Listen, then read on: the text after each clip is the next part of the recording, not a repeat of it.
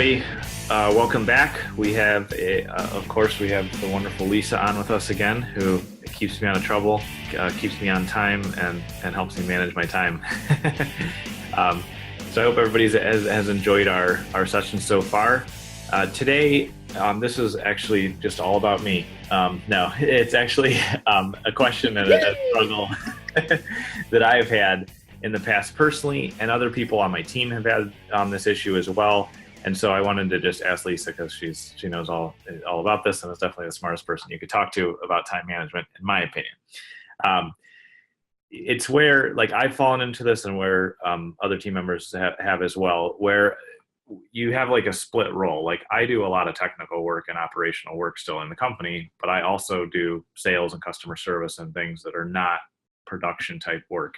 And I'll also have account managers on my team who do the actual production work of writing something or designing something or doing, all the marketing work that we do. But they also have to, call customers and be in meetings and do customer facing work, which is just as important. But, in a sense, it's not like billable time where we're building what we're supposed to be building.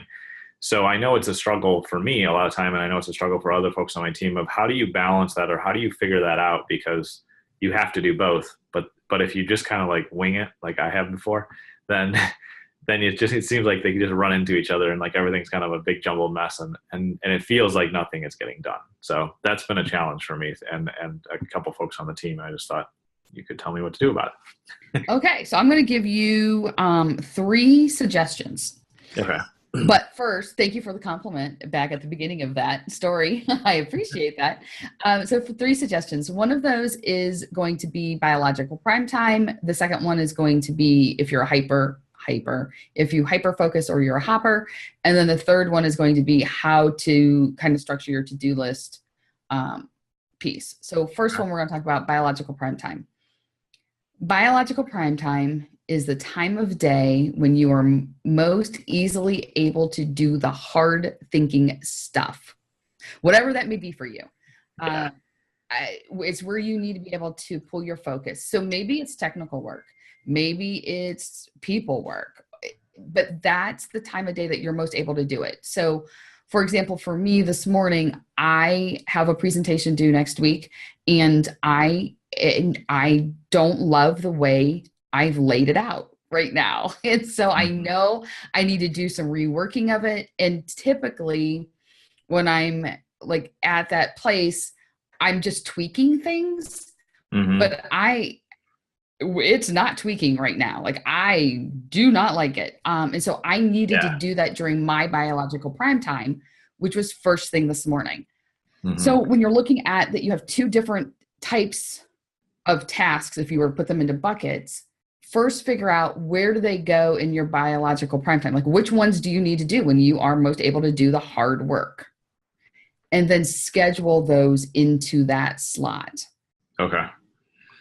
Now, it is unrealistic to think that you can always keep all your biological prime time slots open and available all week long and keep them sacred, because it just may or may not work. Like, for me, it's just not realistic. So out of 5 days a week, I make sure I have 2 to 3 of those open for my hard thinking.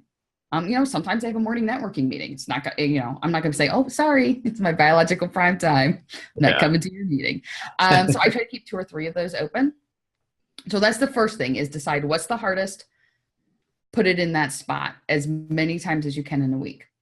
Then secondly, are you the person who likes to sit and work on one thing at a time? Or are you the person who likes to hop around to different activities? Or does it depend on what type of activity it is that you're doing? And, maybe you like to really focus on the technical pieces. Yeah. But when it comes to the other stuff, you prefer to hop.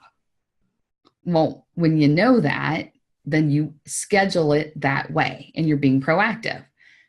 Does that make sense?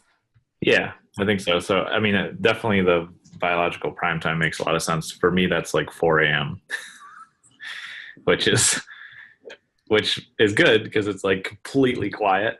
and I'm the most awake and sharp that I can be for the entire day. And then by like 1 or 2 o'clock, I shouldn't be doing my hard work Right. because Right. I am done for as far as Yeah. on that stuff. And so that's how you structure your day. And then so for you, that 4 a.m., if you're putting in that time for the toughest stuff for you, maybe you like having a big long block of time to do that. Yeah. Maybe, for some other people who are listening, you're like, oh my gosh, a big long block of time. No way. Yeah. But so maybe then you say, okay, you know what? I'm going to do 45 minutes on this thing that I need my most focus on. And then I'm going to do 45 minutes on this other thing I need my most focus on, but you're still doing the things that need your highest focus. I am, and I think because of my background starting out in education, 42 minutes is where my attention span is. I think because I was used to the bells on 42 minutes for so many years. Yeah. And so I know once I start getting up to an hour, I'm not as sharp as I was, even if it's in my biological prime time. Gotcha. And I need to start switching. So it doesn't mean that you say, well, I'm only going to use 40 minutes of my biological prime time because I'm a hopper. No, still use the whole block if you can, whatever that block may be. Just jump around to just jump around to different things. ADHD. Right. Because we all have different strengths and skills. So let's use those to our advantage. Like, I always joke with my clients when we say ADHD. Every ADHD trait has a flip side to that coin. Oh, yeah. It can be completely positive and helpful. Yeah. So you harness that for the good. And then the third tip is the to-do list and how to transition. It's all about being proactive.